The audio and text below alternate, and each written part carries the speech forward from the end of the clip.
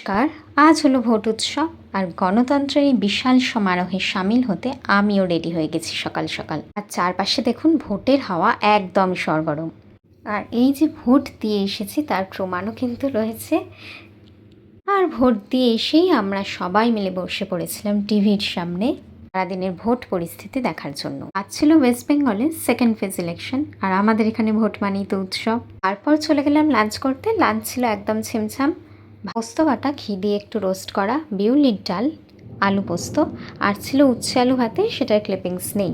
তারপর খেয়ে দিয়ে আমি একটু গেছিলাম ছাদে। আর আজকে এত সুন্দর হাওয়া দিচ্ছিল না, আমিও একটু চারপাশের পরিস্থিতি নিয়ে একটু চিন্তায় মগ্ন ছিলাম। আসলে এই হাওয়ার মধ্যে দাঁড়িয়ে একা থাকতে খুব ভাল লাগছিল। বেশ একটা বৃষ্টি বৃষ্টি ভাব ছিল।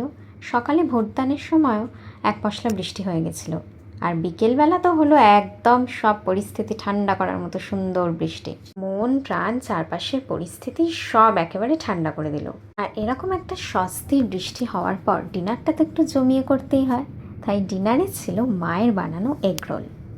আজ গণতন্ত্রের এত বড় একটি উৎসবের দিনে আমি তো সারাদিনটা এরমভাবেই কাটালাম। আপনারা?